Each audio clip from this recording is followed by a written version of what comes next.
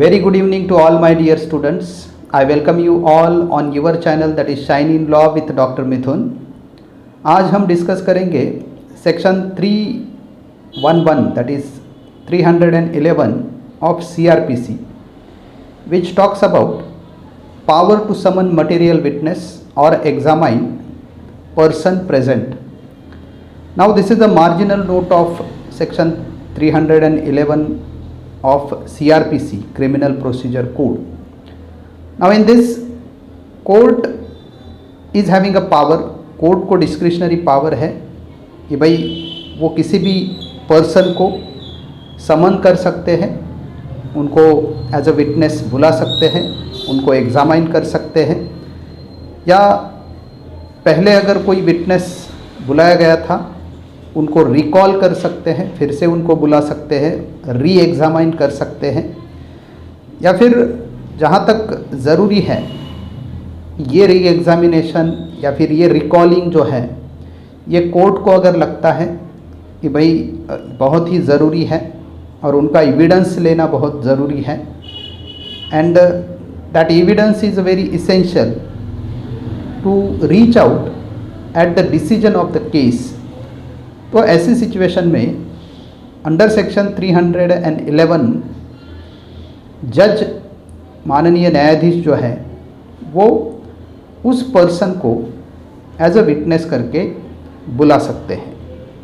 Now section 311 का जो bear text है, जो सेक्शन 311 में हमें ये प्रोविज़न जो बताई गई है वो प्रोविज़न क्या बोलती है.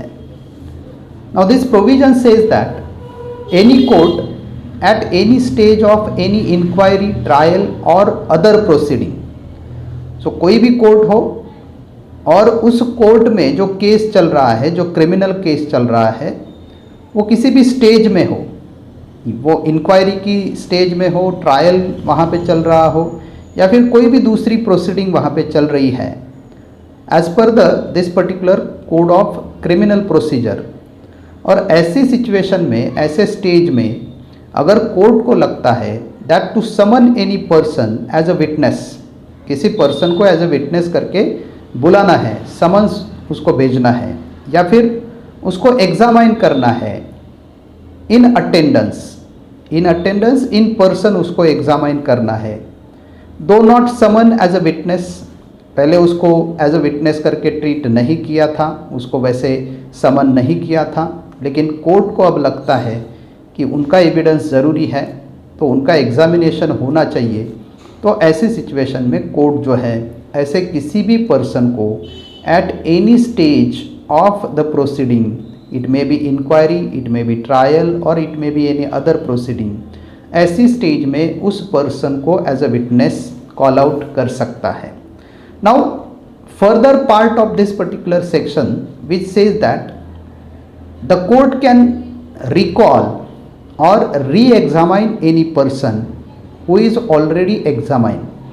जिस पर्सन को पहले आपने एग्जामाइन किया है या प्रोसिक्यूशन ने किया है, तो ऐसी किसी भी पर्सन को, ऐसे किसी भी पर्सन को कोर्ट अगर चाहता है तो फिर से रिकॉल किया जा सकता है, उनको री एग्जामाइन भी किया जा सकता है. एंड सो जब कोर्ट डिसाइड करता है टू री एग्जामाइन और to recall such person, on what basis court is deciding?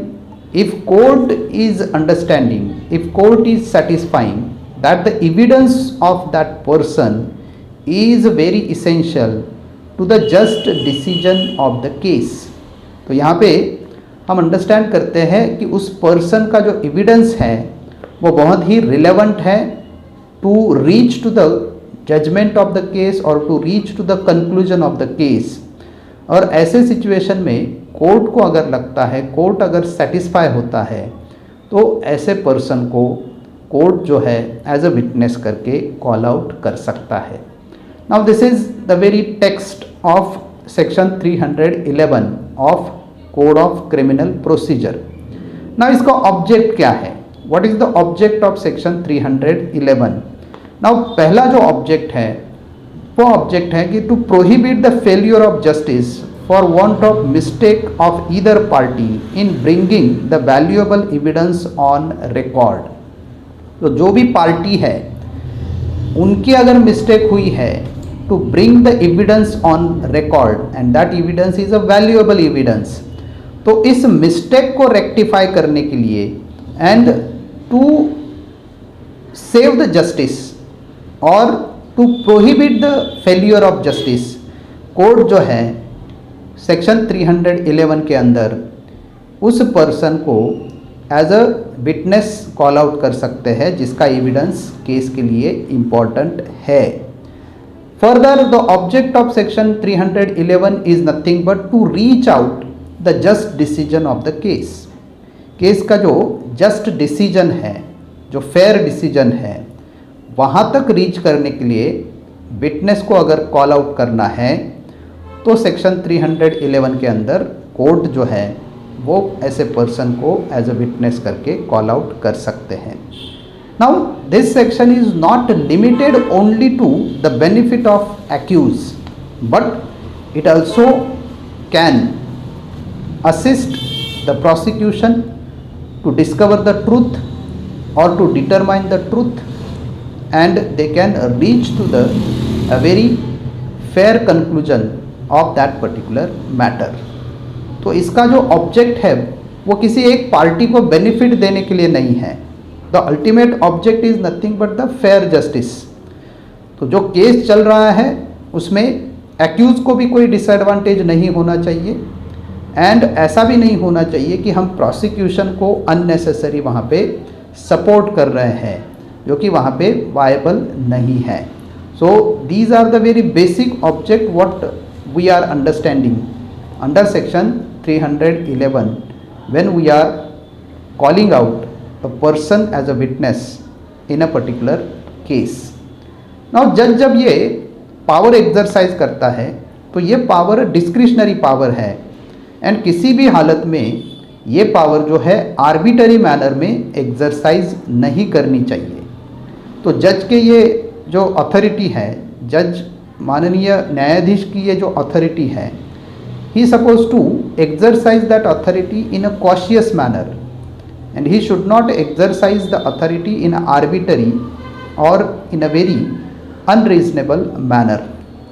And so the precautions that should be taken by the judges, that the power must be exercised in a judicious manner, it should not be exercised in an arbitrary manner, because when we are reading the text of section 311 we are understanding that it is a very wider power recognized with the judges.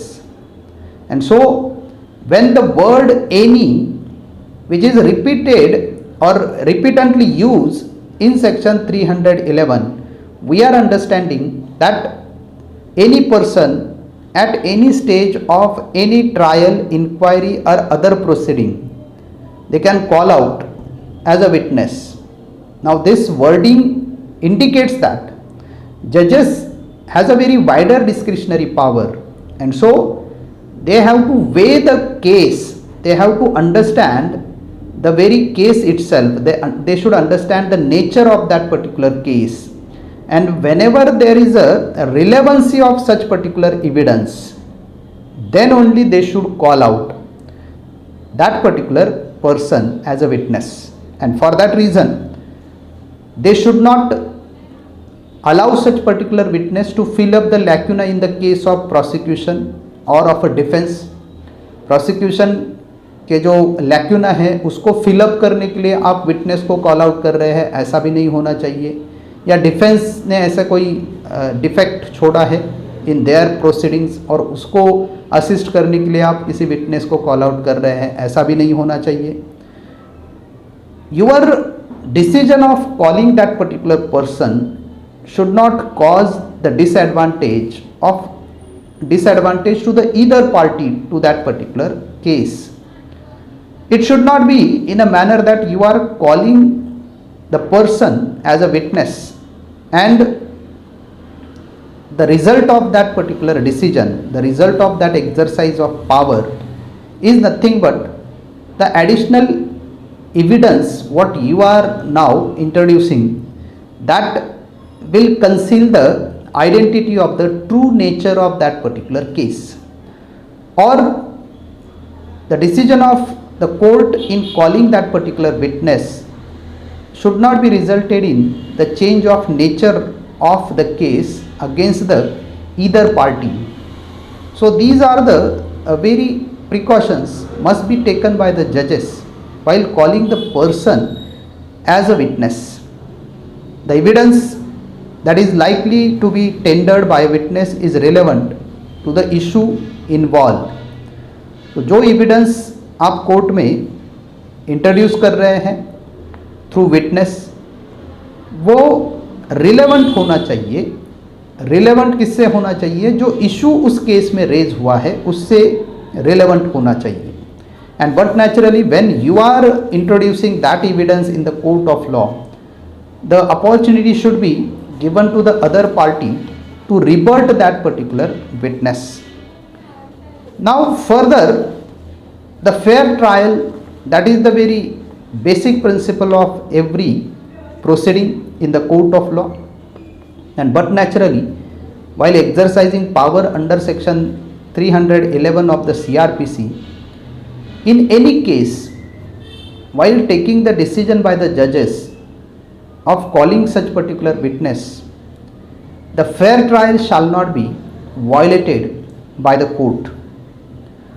In Rajaram Prasad Yadav versus State of Bihar, Supreme Court decided in 2013 this particular case, and in this case the principles laid down by the Supreme Court for the exercise of power under section 311, and court precisely mentioned that these principles should be keep in mind by the court itself while exercising the power under section 311. In very brief, what are those principles? First, the court should see that whether the court is doing a right thing in thinking that the new evidence is needed in that proceeding itself. So नए evidence की वहाँ पे ज़रूरत है क्या, इसको भी वे करना, इसको भी डिसाइड करना, इसके ऊपर भी सोचना, ये कोर्ट ने वहाँ पे पहले सोचना चाहिए. Whether evidence is noted by court for just decision of case, the exercise of discretionary power under section 311 of the CRPC shall not render the judgment incomplete or inconclusive or speculative, which will defeat the ends of justice. The exercise of power under section 311 cannot be viewed as filling in a lacuna in a prosecution case. तो आपके section 311 के जो आपने power exercise की है, जिसके अंदर आप विटनेस को कॉल आउट कर रहे हैं, वो ऐसे भी नहीं होना चाहिए कि you are just filling the lacuna of the prosecution by calling such particular person as a witness. Such power under section 311 must be exercised in a judicious manner.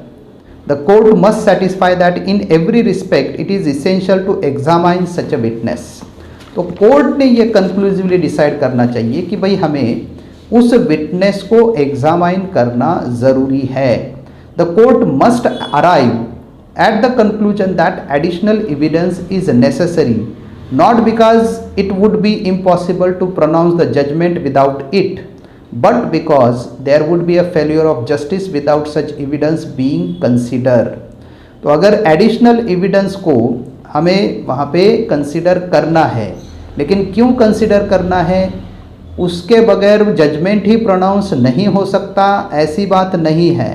लेकिन अगर हमने उस पर्टिकुलर एविडेंस को कंसिडर नहीं किया तो वहाँ पे फेलियर ऑफ जस्टिस होने के चांसेस बहुत ज़्यादा है. ऐसे अगर कोर्ट वहाँ पे कंक्लूड करता है, डिसाइड करता है, तो वहाँ पे कोर्ट जो है अंडर सेक्शन 311 ऐसे विटनेस को जो कॉल आउट कर सकता है. So additional evidence must not receive to change the nature of case against any party. This power must be exercised in order to meet the ends of justice. So these are the very essential principles which laid down by the Supreme Court In this, Rajaram Prasad Yadav versus State of Bihar 2013 में एक case decide किया गया था. So here we are stopping with this video. I hope ये video आपको understand हुआ होगा. Section 311 जो है उसके जो बेसिक प्रिंसिपल्स हैं ये आपको समझ में आए होंगे. Thank you very much for watching. Like करो, शेयर करो एंड मेरे चैनल को सब्सक्राइब करो. Thank you.